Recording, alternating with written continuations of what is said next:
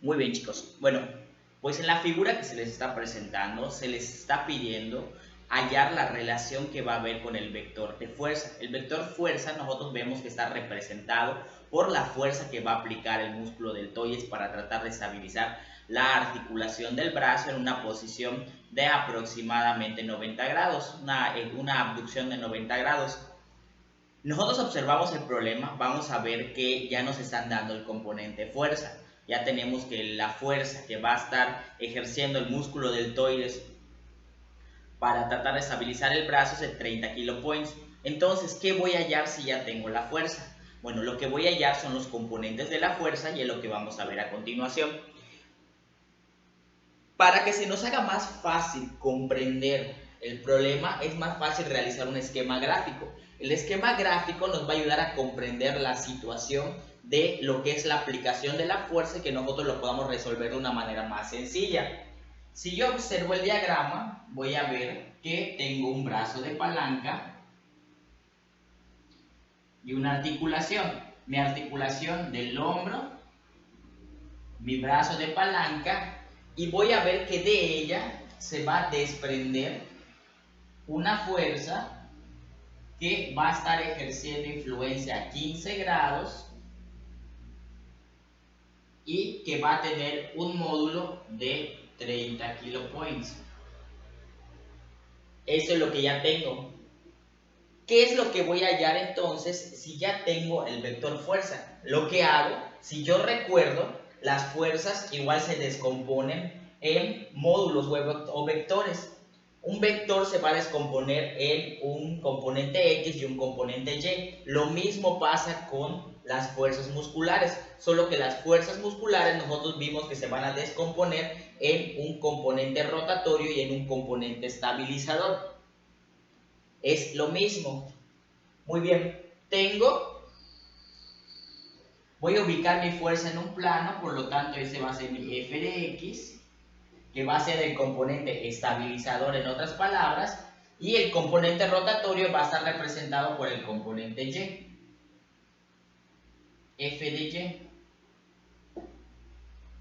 Ahora, ¿cómo hallo mis componentes? Tenemos que recordar un poco de trigonometría básica. Vamos a ver las reglas aplicadas en los triángulos rectángulos.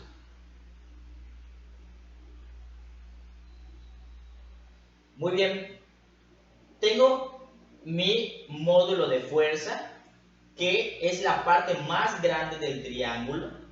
Por lo tanto, va a estar representando ¿qué? A la hipotenusa.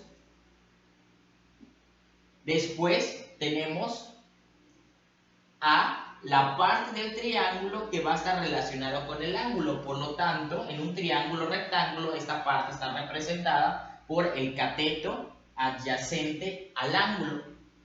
Y frente al ángulo voy a tener mi cateto opuesto. Mi cateto opuesto va a ser el f de y mi cateto adyacente, mi f de x. Ahora, ¿cómo hallo los componentes? Yo sé que el seno del ángulo va a ser igual a ¿qué? Va a ser igual al cateto opuesto sobre la hipotenusa. Y el coseno del ángulo va a ser igual a lo que es el cateto adyacente sobre la hipotenusa. Ahora, yo ya tengo ciertos datos. Tengo el valor de mi hipotenusa. Entonces, ¿qué es lo que hago con las fórmulas? Voy a derivar esas fórmulas. No derivar, voy a, ¿cómo se llama? Voy a modificarlas. Voy a hacer una suplantación de datos porque hay datos que ya tengo. Entonces lo que hago es una sustitución de datos por los que ya tengo. Si ya tengo el seno del ángulo y el coseno del ángulo, vamos a ver que el seno de 15 es igual a mi cateto opuesto, que no tengo el valor, sobre la hipotenusa, que son 30 kilopoints. Y el coseno de 15 grados va a ser igual al cateto adyacente, igual que no tengo el valor, entre 30 kilopoints. ¿Ya? Ahora, vamos a borrar esta parte.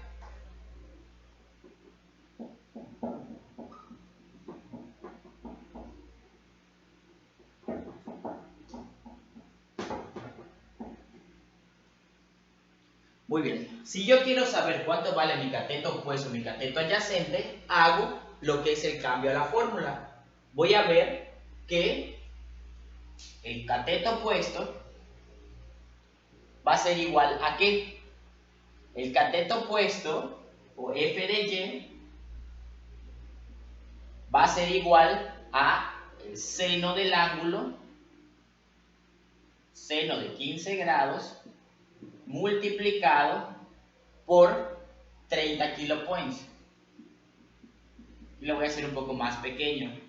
Y f de x va a ser igual al cateto adyacente, y esto es igual al coseno de 15 multiplicado por los 30 kilopoints. Ahora, hago esas operaciones, saco el seno de 15 y el coseno de 15. El seno de 15 multiplicado por 30 kilopoints nos da 7.76. ¿76 qué? Kilopoints. Y f de x, que es el coseno de 15 multiplicado por 30 kilopoints, nos va a dar 28.97 kilopoints. Ya hallé entonces mi componente f de y f de x. O sea que para una fuerza muscular de 30 kilopoints tenemos que el componente estabilizador o la fuerza longitudinal, que es f de x, va a tener un valor de 28.97 kilopoints, y el componente rotatorio, que va a estar representado por el eje y, va a tener un valor de 7.76 kilopoints. ¿Ya? Bueno, aquí no se ve mucho, pero aquí se los voy a poner para que ustedes lo vean. Las operaciones que hicimos, nuestros valores para encontrar cada uno de los componentes.